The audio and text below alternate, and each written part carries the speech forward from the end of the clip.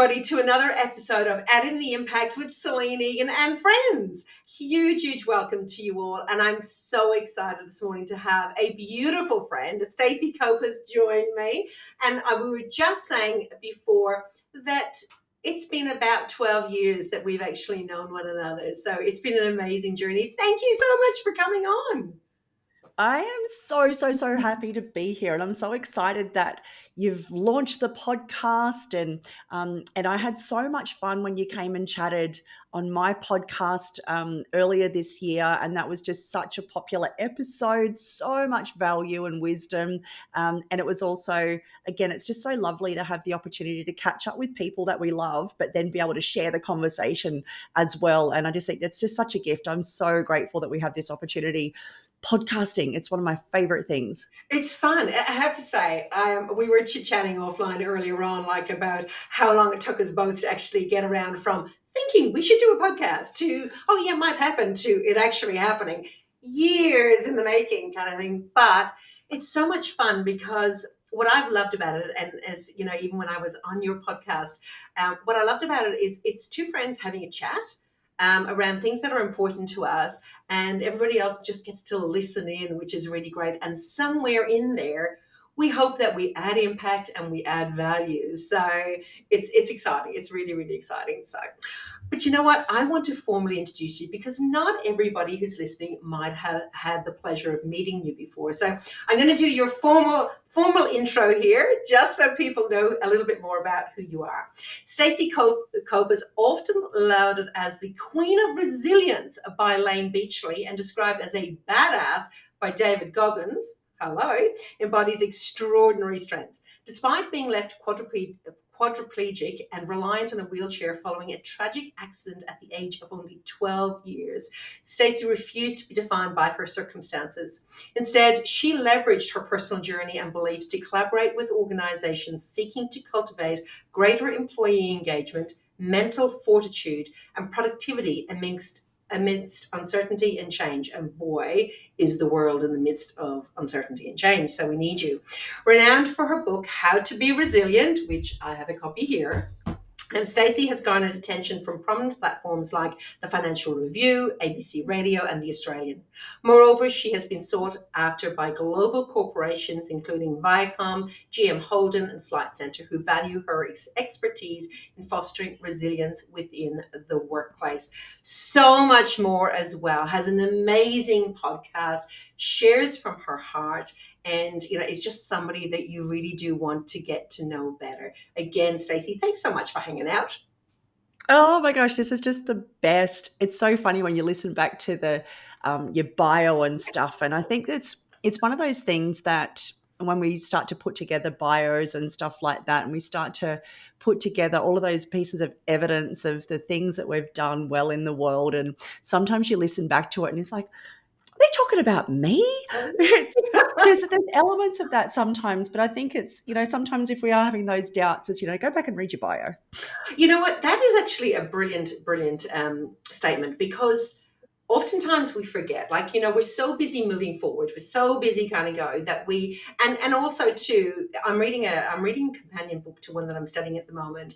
So I'm studying 10X is greater than 2X. And I'm actually reading the companion book to that at the moment, or listening to it, called The Gap in the Gain. And he actually speaks to that very thing. I don't know whether you've actually read that one already, but he speaks to that very thing. So often we are in the gap. We're always looking about where we're going or what we don't have or whatever like that. And in fact, he talks about instead focusing on the gain, where we've come from, what we've actually done. And I remember the very first time that I did this, it was my coach at the time put me forward for the Telstra Business Women's Awards. And of course, in that process, you have to go back and outline everything that you've done. And I'll be honest, in my whole career, it was the first time I had stopped to do that. And it was one of the most powerful exercises, because you really do take time to go. We sometimes forget how far we've come, and yet it makes you realize it. And it's the same with listening to a bio. I sometimes kind of go, ooh, when somebody's reading my bio, but it is a really great reminder for us on the steps we've taken, the gains we've done along the way, which brings us into a place of gratitude, but something that you talk about too, it reminds us of our resilience because it reminds us of what we've actually been able to bring on the journey.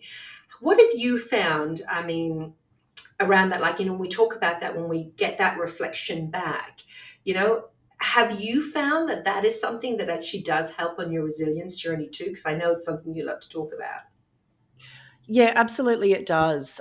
Because the thing is when we have those moments where, we might be in a rut, we're feeling challenged, we're feeling overwhelmed, we're doubting ourselves, things haven't gone to plan, then generally, our brains have got a negativity bias.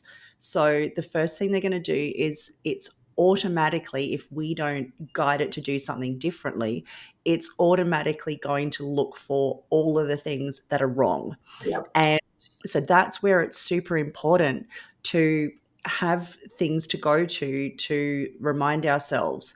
And also comes into like the imposter syndrome as well. And that's a big one, because particularly for women, it's even more of an issue. And it's so funny because when I was writing like how to be resilient, I'd originally done it, and I had like nine principles of resilience. And then when I was starting to do some of the promo stuff for it, because I crowdfunded the book, which I love that you generously backed, and your name is in the acknowledgements there as a thank you. But I actually spoke to quite a few executive women's groups, and the thing that got me, I was actually really surprised, because here I was in rooms full of women who were like C-suite execs running their own businesses, doing this stuff. And when it came to Q&A after my session, so many of the questions that came up were about imposter stuff, confidence, self-doubt, self-worth, all of those things. And then that actually led me to actually adding in my bonus chapters in the book one on confidence, because I guess I hadn't really considered like what a part of resilience it is to actually have that ability to back yourself, especially when things haven't gone to plan. So this is where having a bio that highlights all of the great things you've done is important.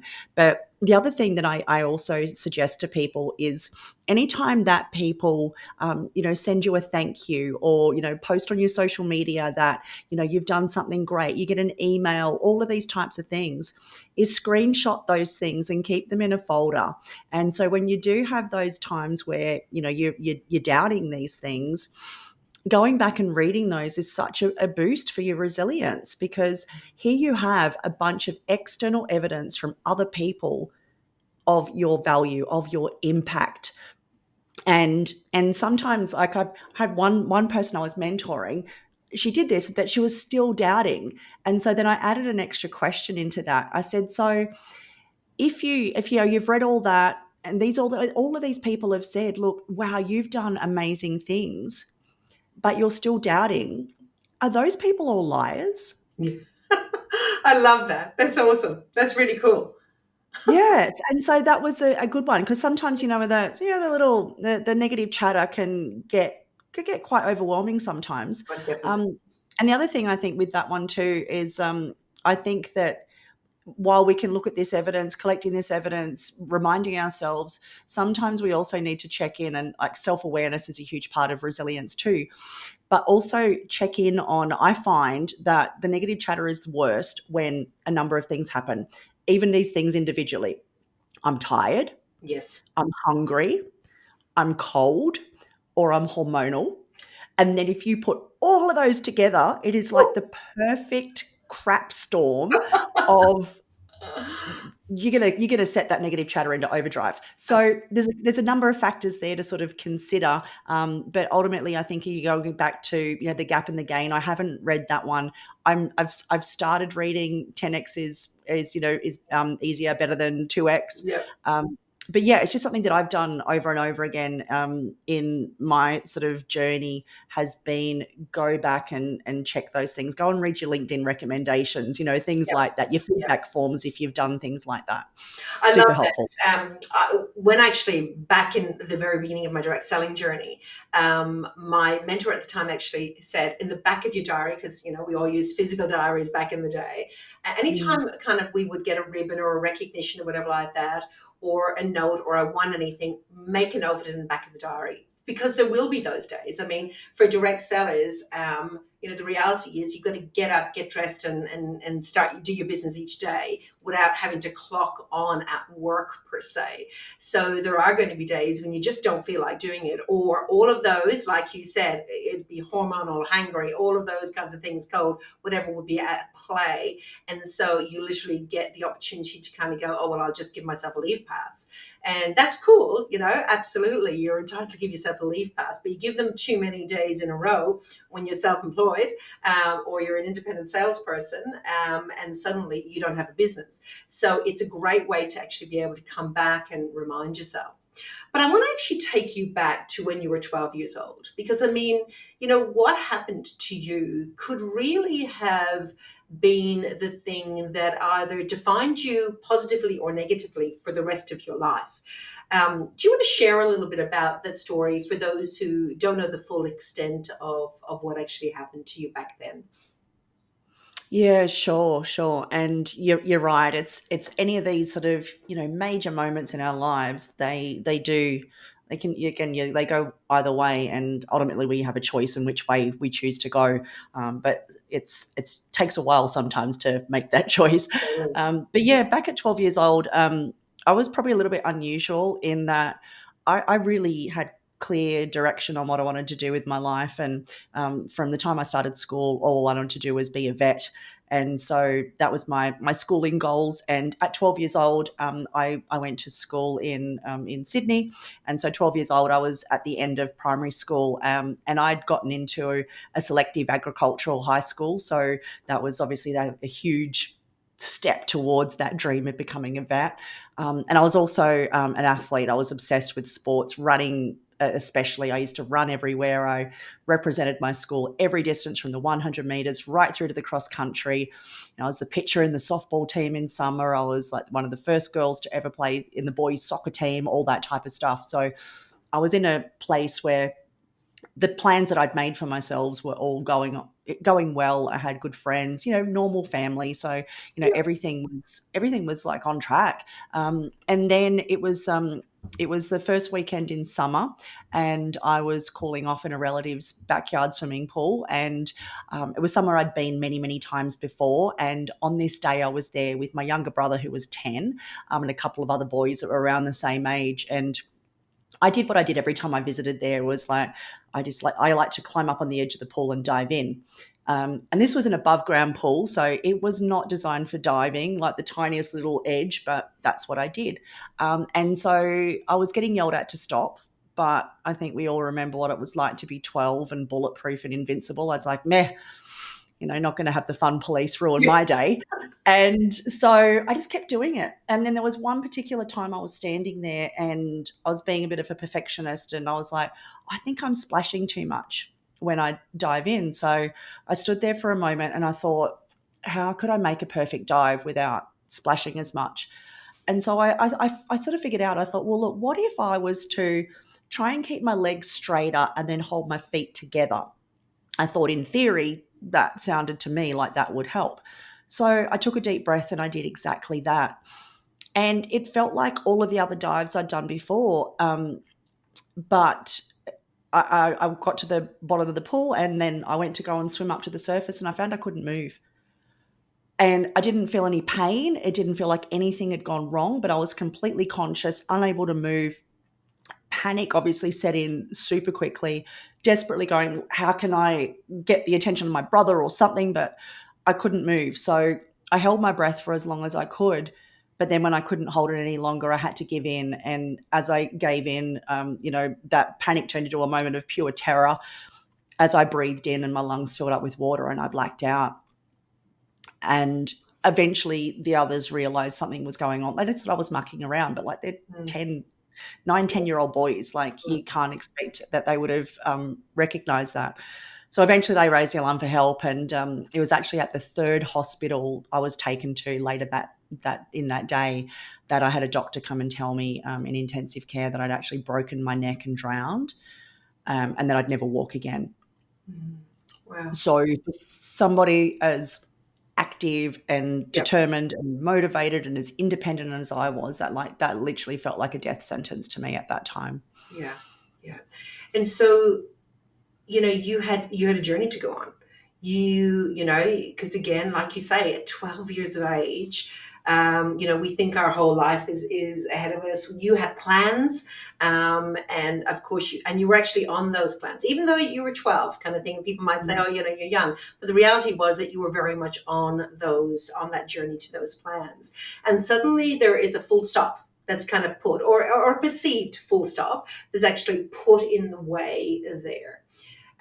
What was the next part of the journey like? Like how long did it take for you to be able to make a positive, I suppose, decision? You would have had to go through all the stages of grief and everything else that was kind of come with that. What was it? Was there a defining moment? Was there a conversation? What was it that made you kind of realize, actually, you're still Stacey. You're still who you are internally and whatever like that. What was it that actually started to build your resilience? Oh, look, it was definitely a long time, a long time in the making. Initially I spent 8 weeks flat on my back, staring at a ceiling, going from being that fiercely independent, active young woman to being dependent on others for everything. So it was awful. It was really awful at that time. And 7 months in hospital, then not being able to go to that high school that I worked so hard to get into, having to start school in the middle of the year, didn't know a single soul where I was at, like that type of stuff. So it was a series of things that were really challenging along the way. But it really, I think one of the things that along the way that I recognize now, but I didn't realize at the time, Mhm. that really helped me to sort of not just build resilience, but to stay alive at the lowest points, was music. It was something that was just so incredibly powerful for me, and so I listened to a lot of music, in my room with the door closed, that type of thing, teenage girl. Yeah. Um, and so that was really powerful. And then I started going and seeing live music. So I went and saw like my first live concert in like 91, 92, and I was addicted at that point. So that really helped. But I also found myself like, again, those in those dips, I got drunk a lot. I got stoned a lot.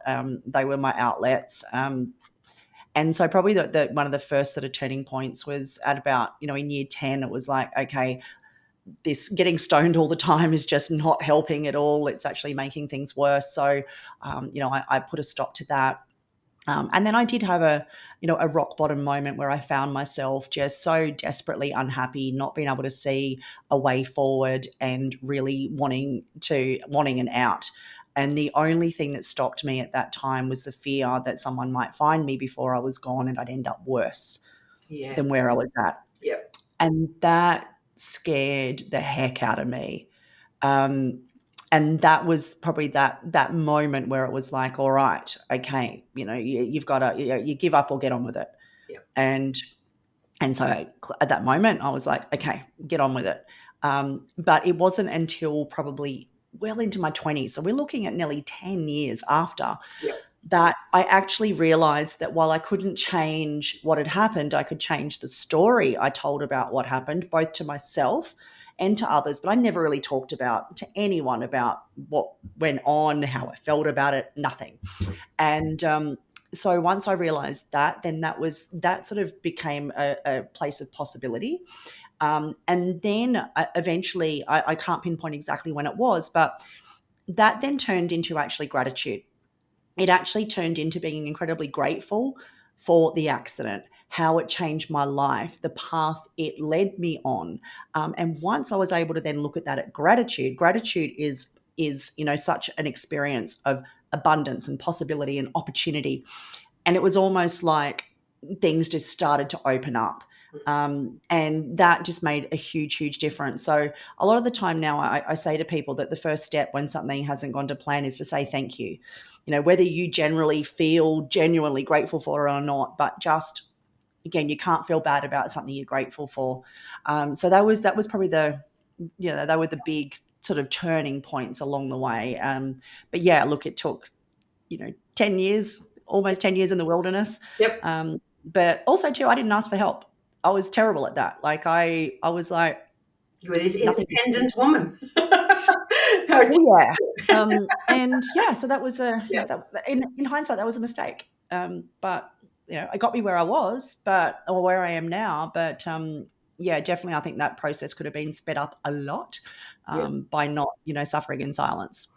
I love that. And I love that you spoke to that, because it's actually something that I've been writing. We've got a big event coming up, and I've been just writing a talk around my experience. Actually, we've just done the Overland Trek in Tasmania.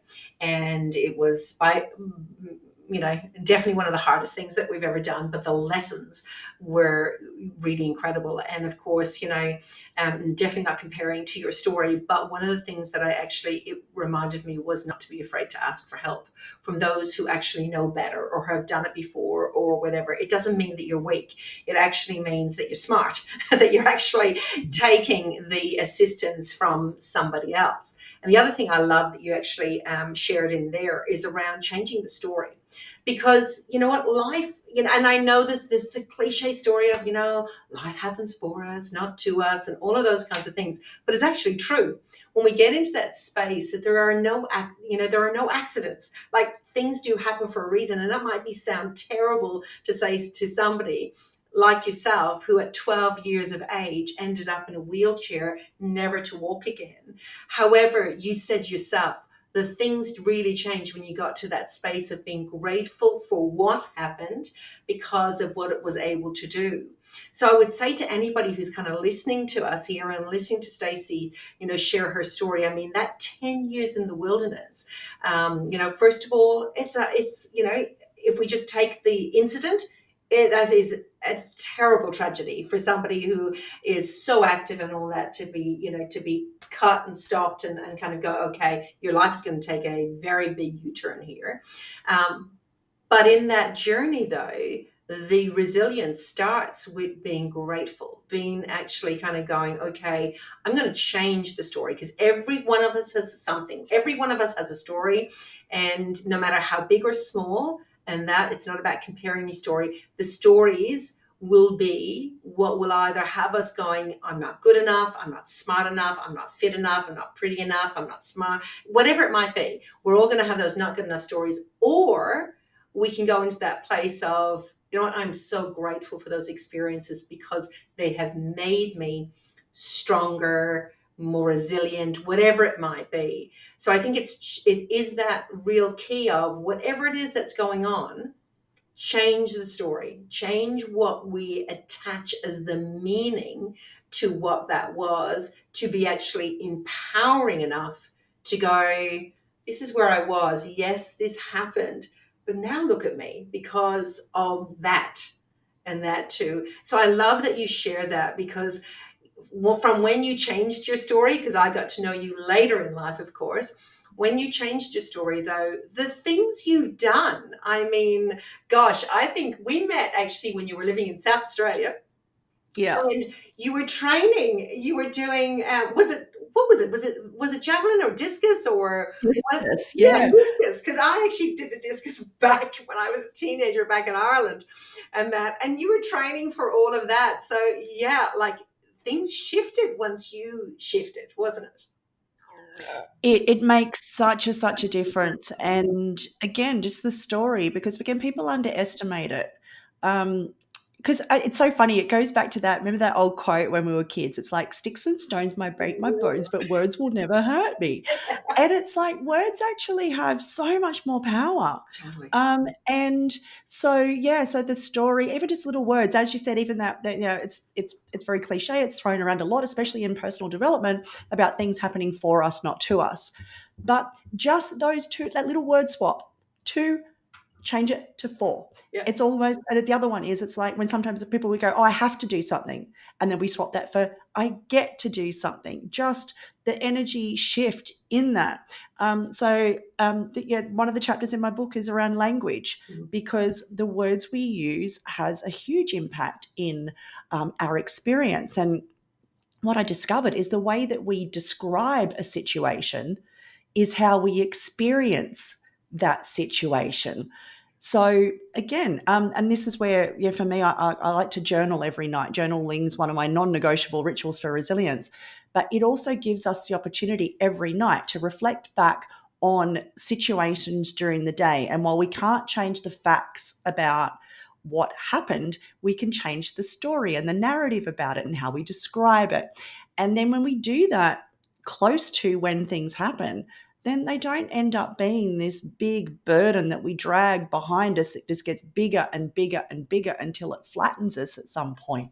So just words, language, the stories, they make such a difference, but they, not just to us, but to the people around us. Yeah. And particularly, if you're leading a team, if you're, again, in direct selling, you are telling a story to bring people in and to inspire them and to get them to see what you see and what the opportunities are for them, particularly when there are challenges. And as a parent, my gosh, like, one of the most challenging leadership opportunities there are. The stories that parents tell their children along the way set the course for their entire lives. So having that self-awareness to go, what am I saying? What's the impact of what I'm saying? Could I tweak that a little bit? But yeah, like, oh my gosh, it's so simple, but underestimated, but hugely effective. So true what you're saying there. Actually, it was so funny. We were having a conversation with my son the other day before we left to Tassie, and we were actually talking about, education system and all the rest kind of thing. And, what do we learn at school? And anyhow, I won't get into a political debate about education system or anything like that. But what what we were talking about was the most powerful things that he learned to set him up for the career path that he's actually on were not the things that he learned at school. There were the conversations that we had around the table. It was the traveling we did together. It was the personal development, the words that we used, the way in which we made that personal growth. And again, we were not perfect by any stretch of the imagination. There was plenty of learnings along the way, but the goal was always about being able to speak life into our kids and now grandchildren, speak, power into them or whatever like that. And again, even in correction mode, it's about how do we correct? How do we actually help people to become bigger, stronger, more resilient, more powerful in it? It's not about making everything easy, because I think that that's the other end of the spectrum that we've gone to too much in today's thing. Everybody has to be a winner of it. I think there are opportunities to grow and to learn and to become more resilient. And I think that you only do that by having the challenges and that as well. But I love what you're talking about. It is about really thinking about the words that we use, especially to ourselves, and how we can empower. I have on my mirror, I love your journaling thing as well. I do my gratitudes. They're just non-negotiable for me to be my gratitude, my prayer list, each day, who am I praying for? And oftentimes I'm praying for the people who are putting me in a challenging situation at the moment, because it's all about, I know that there is going to be that opportunity for me to be so grateful for what I've learned from that situation. But to start each day, I have on my mirror my I am statements. And again, it's about setting myself up for how I want to show up in that day, no matter, whether I've woken up and I'm still a little bit tired or whatever like that. How am I stepping into this day is just so, so powerful. And so having those little prompters, whatever they might be for anybody else, you might want them in your phone, might want them on your mirror, might want your journal by your bed so that you can journal like Stacey does every single night, whatever it looks like, but putting some things around you so that you get to be able to reframe anything that has transpired over the day, the week, the month, the year. And that, I think, is so important. Yeah, I agree with you, and particularly popping those things around you, especially when we do those things proactively. Yeah. Because if they're around us when we do hit those little bits of those bumps along the way, the more that we can prepare our environment to support our growth and our focus and our resilience, the better off we're going to be. So yeah, as you said, having that your prayer list and your gratitude, your reminders.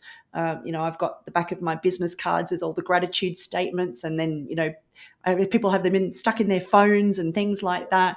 I know personally, I've got my wallpaper is a picture of the lighthouse. It says the Yes. job of the lighthouse is to shine the light, not to save the boats.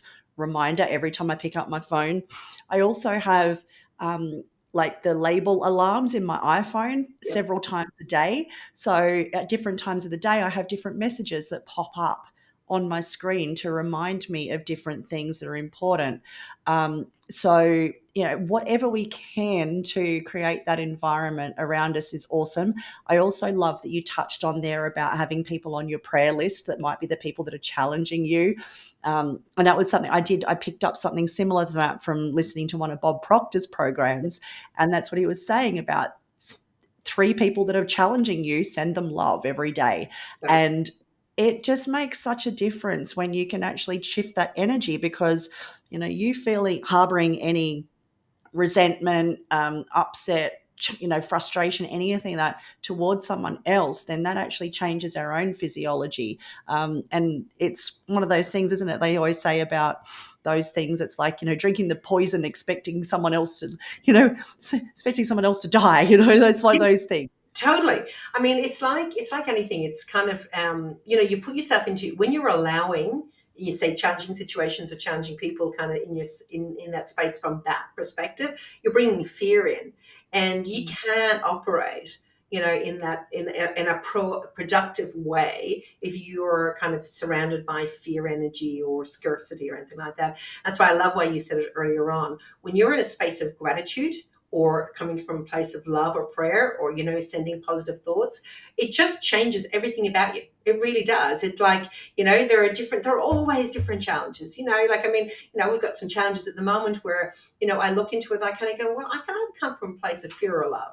Which would I prefer? I'm kind of going, well, actually, you know what, life's too short. I come from a place of love.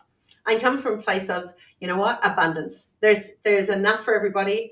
And so, okay, if I was to step into that every single day and go, I'm not going to be distracted by bright, shiny objects, by any noise, by anything else, kind of thing. I'm actually going to just send love and gratitude and all of that out into the world. And instead, I'm going to then operate from that space. I think that that's super, super important, because it's especially in direct sales. There are always knocks. Mm. It's one of those professions where you're either being knocked internally or externally. There's just that kind of, the not good enough stories or the challenges or whatever it might be. There's always going to be something different. We get to choose how we show up each day and go, we can either stay in line, stay focused, continue to operate from a place of love and abundance and be in action, or allow ourselves to be actually taken out of the game, because it's so simple. And I see it all the time. People get distracted, or they're listening to the noise that's happening over here or there, or somebody has put a negative post up or a comment on their thing, and they're suddenly gone, bang, they're taken out of the game because that's the only voice they're listening to, instead of all of the other voices, like that you mentioned earlier on, that are actually saying how awesome you are and what you're bringing to the table and all of those kinds of things, rather than that one negative comment that we get ourselves so caught up with in that. So I love that, because again, it is the whole sticks and stones may break our bones, but words are actually so, so powerful. How we speak to ourselves, how we speak to others is just, pretty, pretty powerful. Wow, I love chatting with you. It's been so I know. Oh my gosh, there's so cool. many things that I can, and again, as you were just going through that, I'm just like, oh my gosh, all these are little ideas that are, Yeah, sparking along the way. It's and this is why I love too, and this is why conversations with, with like-minded people are so powerful yeah, on this, because I just find that it just sparks so much stuff. I found that so many of my probably realizations, the evolution in my approaches, my frameworks to resilience, all that sort of stuff. So much of it has come through conversation. Yeah. And so I found that sort of conversations that create content, on one hand, they create context. But yeah, it's super valuable. And but again, having that choice about who are you giving your airtime to, who are you giving your headspace to, and again, having that focus. So, because if we don't have that focus from ourselves, if we're not setting our days up right, if we're not doing that, if we do allow ourselves to, get caught up in I call it the smartphone death spirals. If you start to do that, then you're then giving away your agenda to someone else. You're then almost handing your day on a platter to Yep. something external, saying, tell me what to do now. Yeah. And that can be, that can be terrible. And as you said about being in action, and again, wordplay, I love the word inaction, 2 words, or the word inaction, 1 word. Yeah. So it's So your choice. It's yeah, your choice. absolutely. Yeah, that's actually a really good observation there. You've done a lot around sales and that, and so before we start to wind down or whatever like that, I'd love have you got 2 or 3 points that because primarily the majority of people that are going to be listening to this are direct sellers, small business owners, and that as well. You're getting, as I said, there's always going to be those knocks coming in kind of thing. Have you got a couple of tips that would really help them to build their resilience? Stuff you've probably already shared, but if you were to kind of think, okay, here's 2 or 3 tips that I would give you to set up your day, maybe to help you to be more resilient, what would they be? Yeah, it's a few things there, and definitely learning a lot through my podcast, Resilience Rock Sales, too, because talking about sales, Yeah. also talking to people that are experts in the sales field. So that's been really cool, and then being able to talk about resilience and leadership and sales, all of those things together. And but yeah, I think look, again, a lot of the resilience stuff comes down to being proactive, Yeah. because I think from my experience over the years in the different areas of corporates and associations and business owners and salespeople, parents, young people, the whole lot. So often people have this perception that resilience is just how do you cope, Yeah.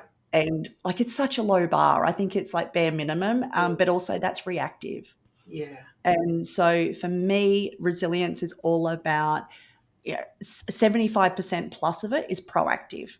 Mm. And this is where having your rituals for resilience that you do intentionally, and this is why because when people ask what's the difference between a habit and a ritual, and I'm like, a habit's automatic, a ritual's intentional. And that's Love how that. I like to look at that. So having these simple things that you do consistently on a daily basis that helps to build your resilience is so important, especially when we're looking at, direct sales, selling, being a business owner, leading others, those type of things, super important.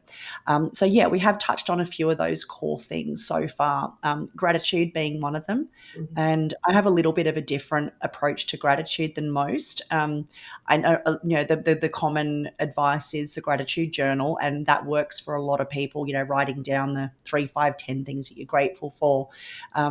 I personally found it didn't create that experience of gratitude for me. Yeah. So I experimented with different things along the way. And for me, I settled on mantras. And so I use a gratitude mantra. And I use that intentionally when I first wake up. So the alarm goes off, I hit stop, never snooze. Yeah. It's always stop. And then I lay there for a moment with my eyes closed and I say, thank you for the opportunity to be who I am, where I am, with what I have at this moment in time. Take a couple of breaths. Sometimes I might repeat it. Thank you for the opportunity to be who I am, where I am, with what I have at this moment in time. And that's how I start my day.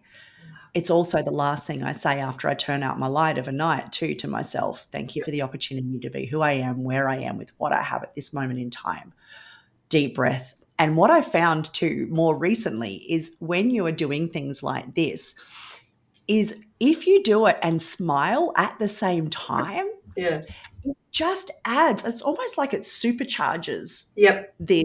So, doing that with a smile. I also do that through the day. If I'm feeling a bit, I've been taken off course or something like Yeah. that, it'll be a couple of deep breaths, and, the deep breath and sort of lift the shoulders, and it's like, and then I just let it all go. Yeah. And then thank you for the opportunity. Those ones are huge. So the whole point of it is to create an experience, an energy of gratitude. So however you do that, but also situationally through the day, I Mhm. consciously look for times and ways to express my gratitude and appreciation for others.